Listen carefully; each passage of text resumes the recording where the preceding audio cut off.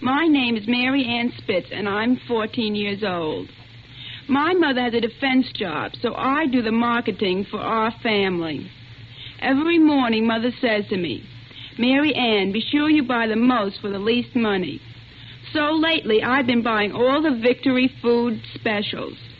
These are marked with a red, white, and blue basket sign with a big red V.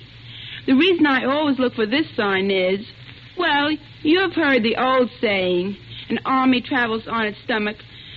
I know Uncle Sam needs lots of food to feed our fighting men.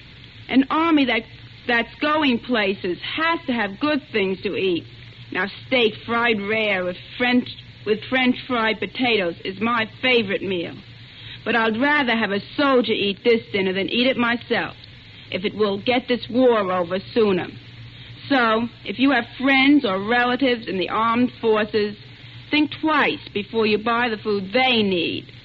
Look for the Victory specials and help win the war faster.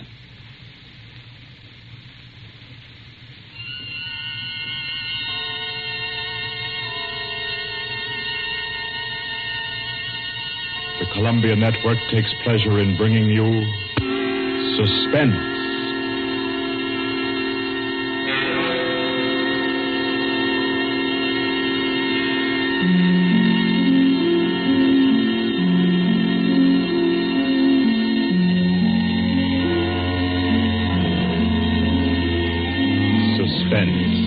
Columbia's play theater of outstanding thrillers, produced and directed by William Spear and scored by Bernard Herrmann. The notable melodramas from fiction and stage and screen, from the world's great literature of entertaining excitement, presented each week to bring you to the edge of your chair, to keep you in suspense.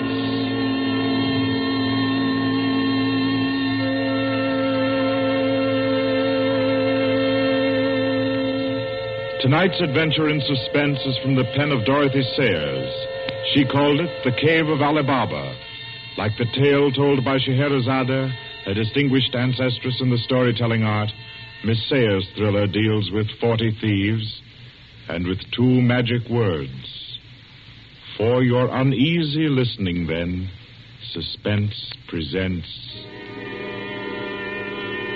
The Cave of Ali Baba.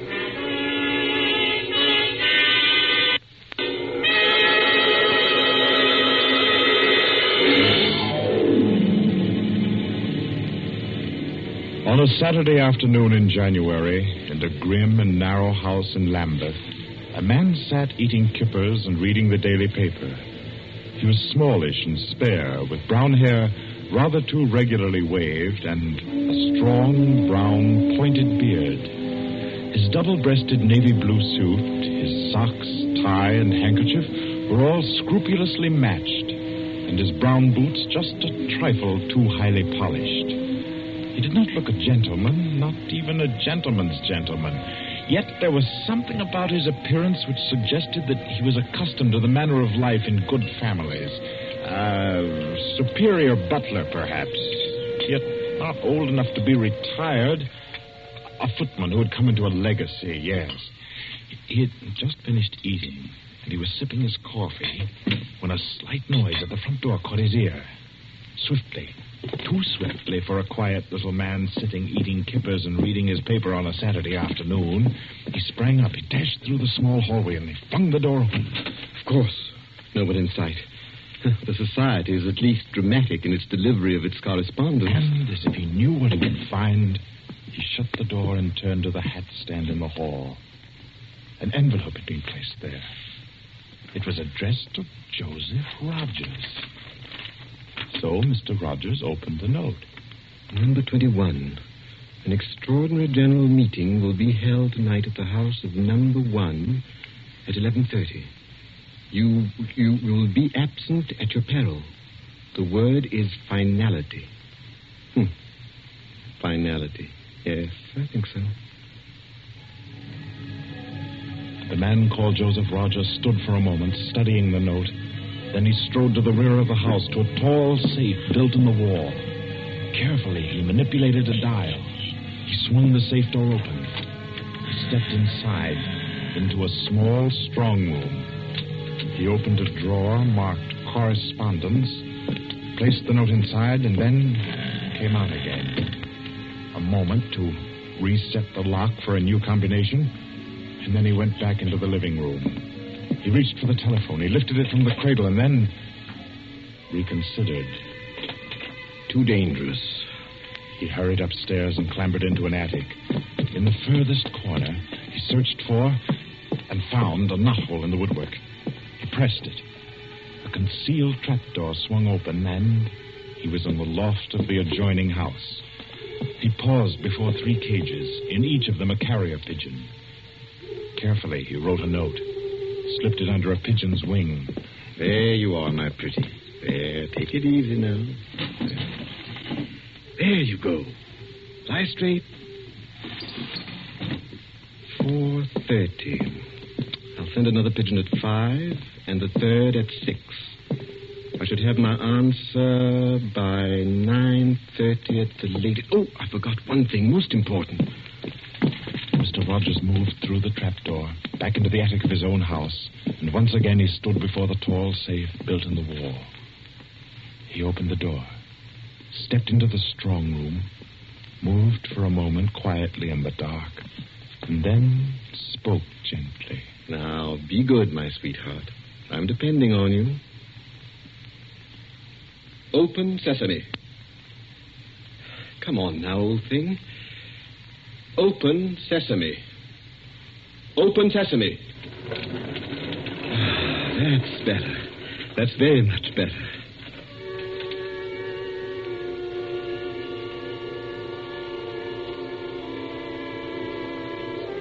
By 9:30, his answer was back.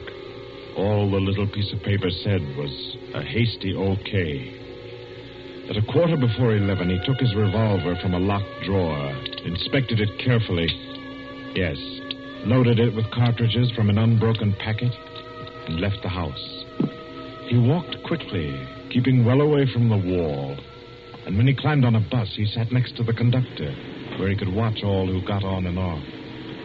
By 25 minutes after 11, he was out on lonely Hampstead Heath, pausing in the shadow of a large tree to adjust a black velvet mask, on which, in white thread, was stitched the number 21. Then he stepped briskly to the door of the villa that lay before him and...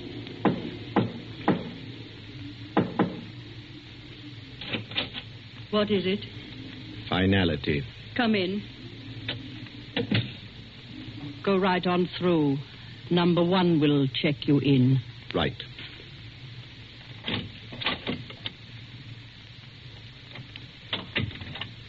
$21, sir. Lift your mask. Very well, 21. You may go on to the meeting room. Thank you, sir.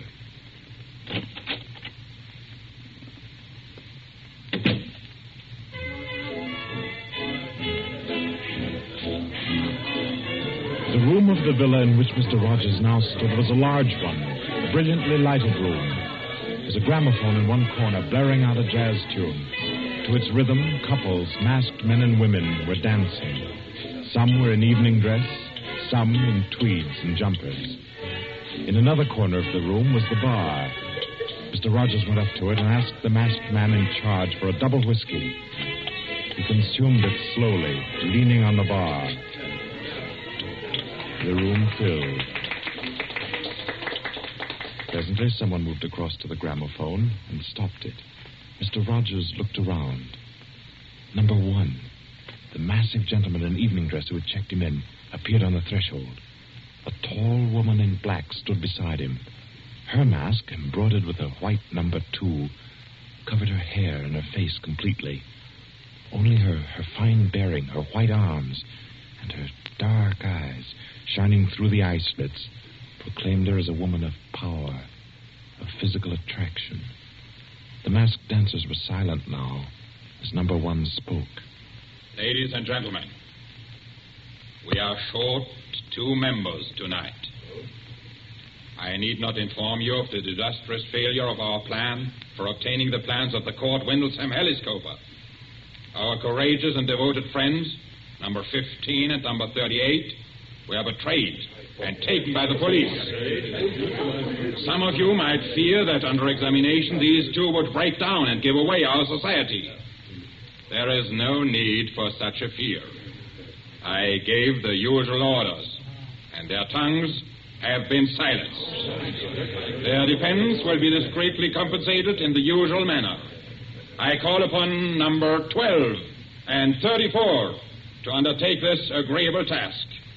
They will attend me at my office for their instructions after the meeting. Will the numbers I have named kindly signify by raising their hands that are able and willing to perform this duty? Thank you. Ladies and gentlemen, please take your partners for the next dance. The gramophone struck up again. Mr. Rogers turned to a girl near him in a red dress. She nodded, and they slipped into the movement of a foxtrot. The couples gyrated solemnly and in silence.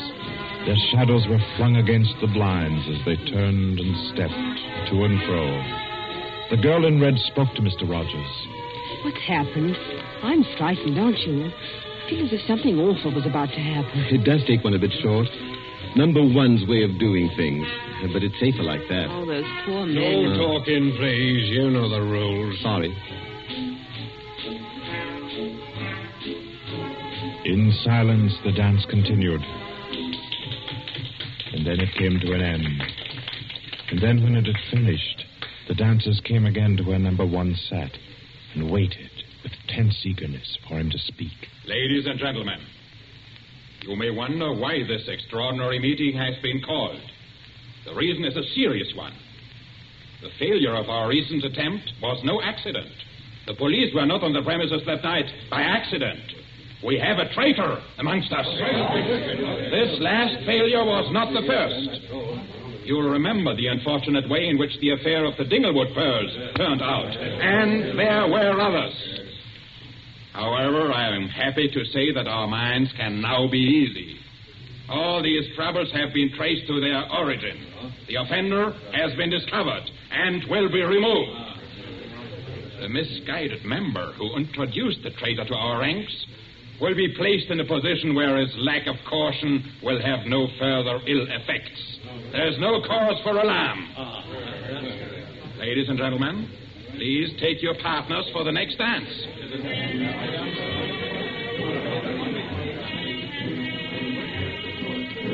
Again, the gramophone took up its bizarre monotony, and the masked dancers glided and turned, and their movements were sharper, more staccato. The girl in red was claimed by a tall mask in evening dress. A hand laid on Mr. Rogers' arm made him start. A small, plump woman in a green jumper slipped a cold hand into his. The dance went on.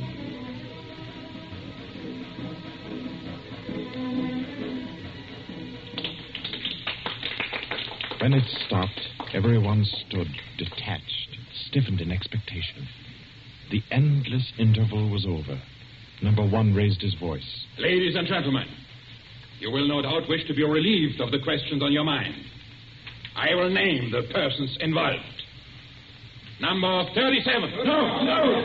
Silence. I swear I never. Silence! You have failed in discretion. You will be dealt with. If you have anything to say in defense of your folly, I'll hear it later. Sit down. Number 37 sank down upon a chair. He pushed his handkerchief under the mask to wipe his face. Two tall men closed in upon him. The rest fell back. Ladies and gentlemen, I will now name the traitor. Stand forward. Number 21. Take off your mask. Number 37. This man was introduced to our society by you under the name of Joseph Rogers, formerly second footman in the service of the Duke of Denver, dismissed for petty thievery. Did you take steps to verify the statement? I did as God's my witness. It was all straight. I had him identified by two of the servants. I asked all over about him. The story was true. I'll swear it was. Number 21. Your name has been given as Joseph Rogers. Is that your real name? Answer me. Is that your real name? No. What is your name? Peter Death Braddon Whimsy.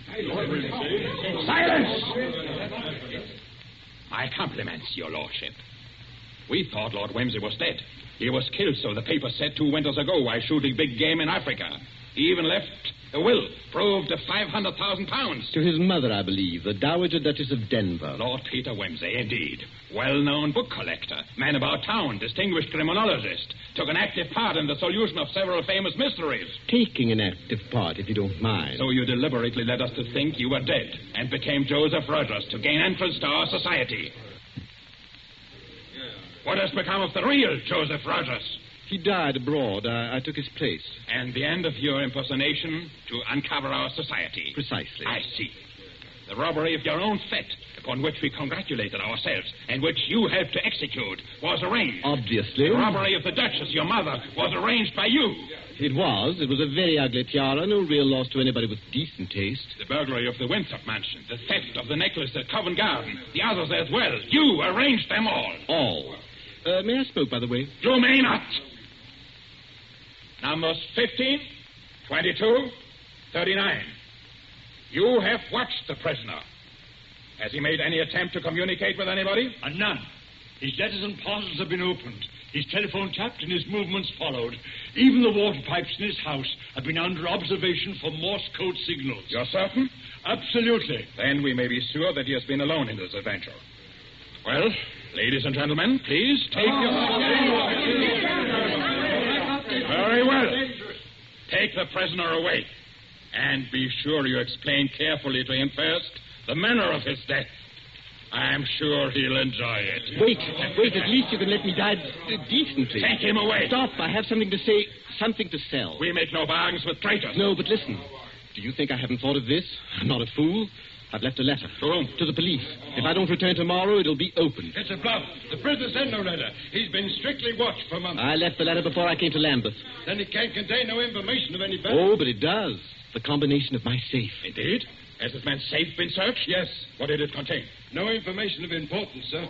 An outline of our organization, the name of the house, nothing that can't be altered and covered before morning. And did you investigate the inner compartment of the safe? You hear what he says, did you? He's trying to bluff. There is no inner compartment. I hate to contradict you, but I'm really afraid you must have overlooked it. And what did you say was in the compartment, if it does exist? The names of every member of this society with their addresses, photographs, and fingerprints. How did you say you contrived to get this information? By doing a little detective work on my own. But you've been watched. True, the fingerprints of my watches adorn the first page of the collection. That statement can be proved? Certainly. The name of number 40, for example... Stop!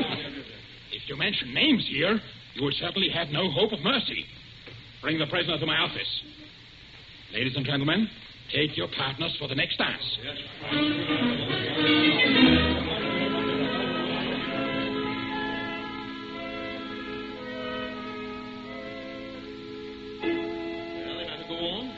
Prove that I know your gang from number 1 through number 25. Do you want me to prove that I know the others as well? My lord, your story fills me with regret that you are not, in fact, a member of our society.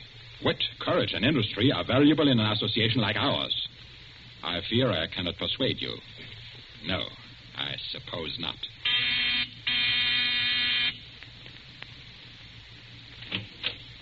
Yes? Ask the members kindly to proceed to the supper room.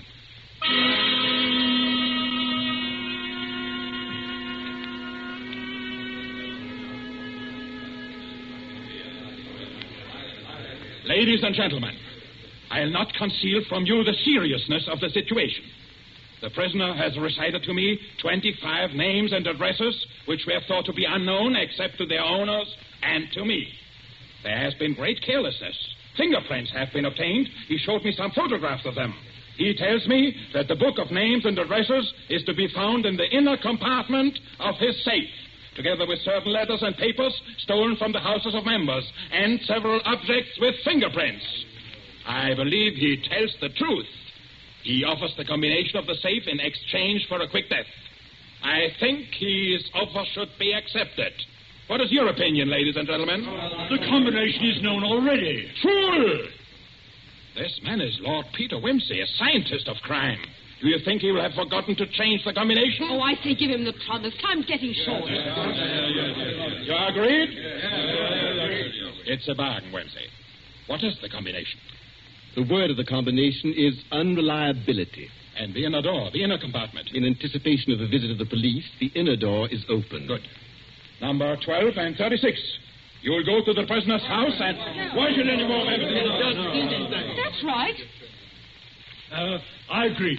Nobody ought to be trusted. Then what, ladies and gentlemen, do you suggest? You go yourself. You're the only one that knows all the names. You go yourself. I second that motion. Is the wish of the meeting, then, that I should go? No. I say no. No, don't go. Number 1 is our president, the head and soul of our society. If anything should happen to him, where should we be? You've all blundered. We have your carelessness to thank for all this. Do you think we should be safe for 5 minutes if he were not here to repair your folly? Well, there's something in that. If you will pardon my suggesting it, the lady appears to be in a position peculiarly favorable for the reception of the president's confidences. The contents of my modest volume will be no news to her. Why should she not go herself? Because I say she must not. If it is the will of the meeting, I'll go. Give me the key of the house. Here. Is your house watched? No. If I have not returned in 2 hours, act for the best to save yourselves. And do what you like with the prisoner.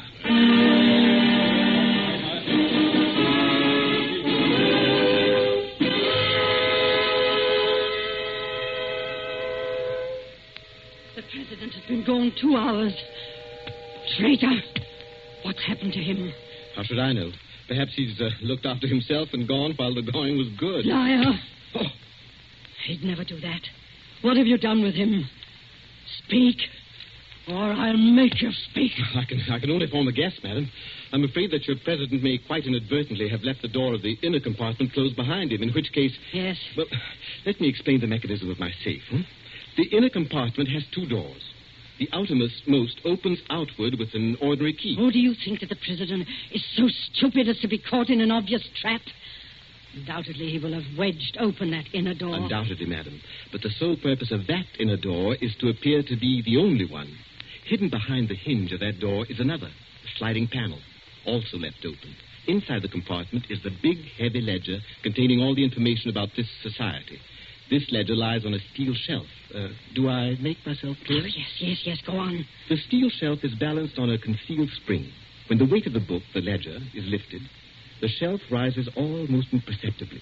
And in rising, it makes an electrical contact. Now, let me draw a picture.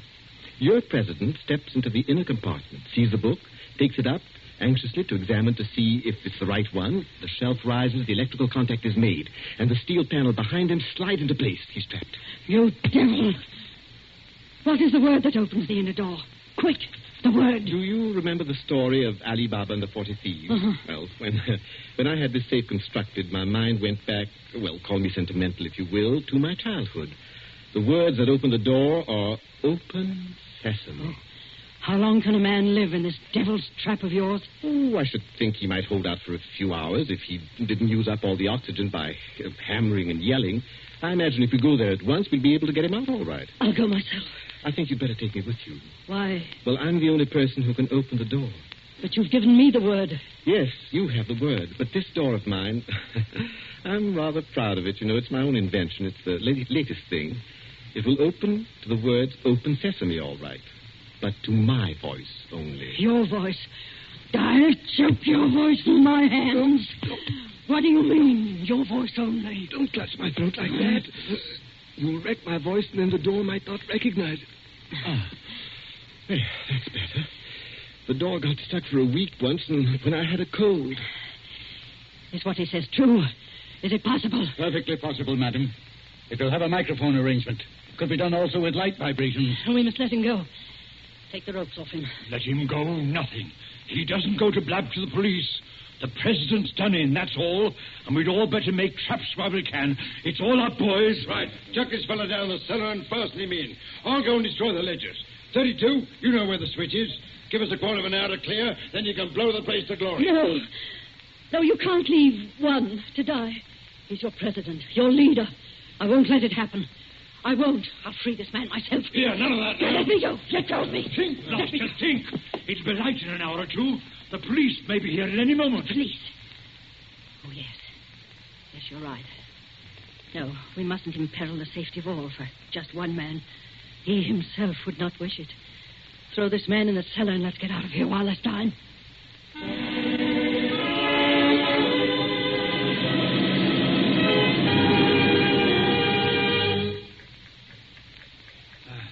Here.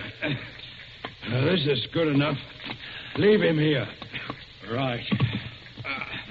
Now, let's go. Hey, you chaps. Yeah? Should I get him? I say, it's lonesome down here in this cellar. You might at least leave the light on. Don't worry about the dark. They're taking you here as the time fuse for the bomb that's going to blow out this place. It's all set. You won't have long to wait. Not long.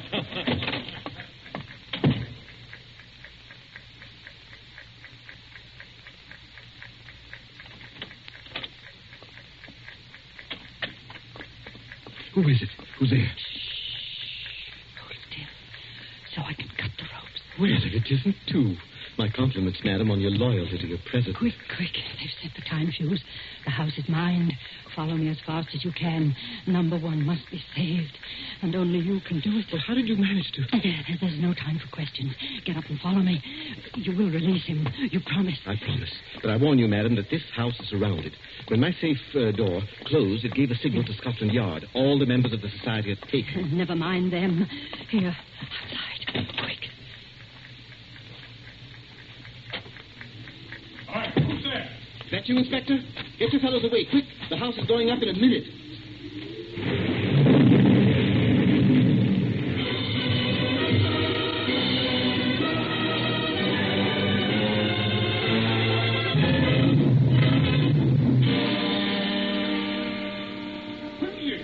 Quickly! It's Inspector Parker, old man. Are you all right? Yeah, I'm a bit winded. What's happened, Inspector? Oh, about half a dozen of them got blown up. The rest we bagged. Hurry. We must hurry. Who's this? For one of the gang. She's called number 2. We must save him. We must. Golly, I clean forgot the gentleman in the safe. Parker, where's your car? It's down the lane. Send one of your men down to get it. Right. Johnson, bring that car here. Yes, sir. I've got the number 1 of the whole company quietly asphyxiating at home. I promised we'd get back and save him. He's the bloke that we've been wanting. The man at the back of the Morrison case and the Hope Wilmington case and hundreds of others.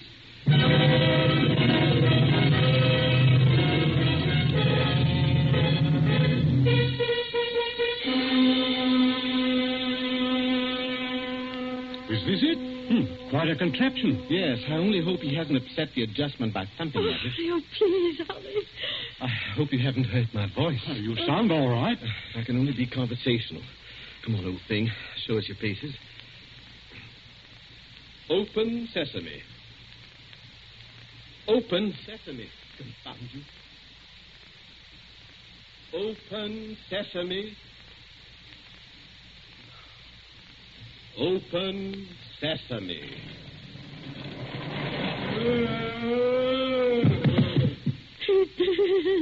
Let me see. No, he's not. He lived to stand his trial.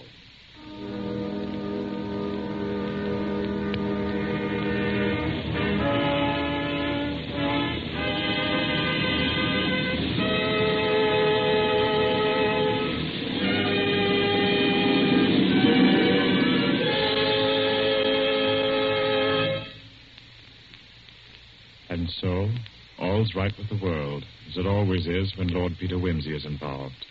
The Cave of Ali Baba by Dorothy Sayers is the story which gave us tonight's Suspense.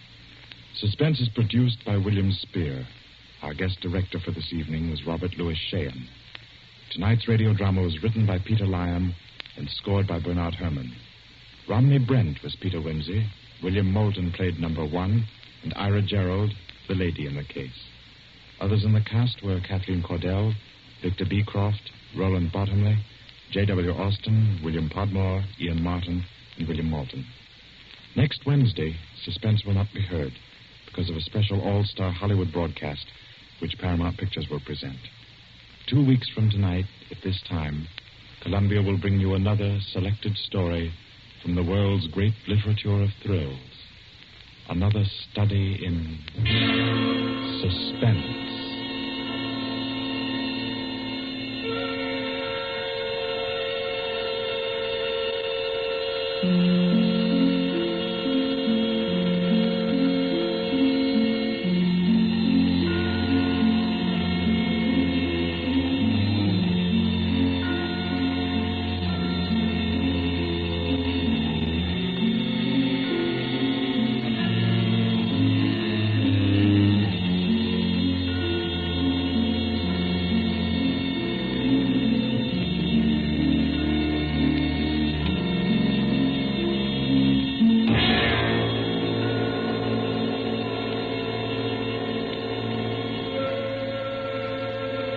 This is Barry Kroger, and this is the Columbia Broadcasting System.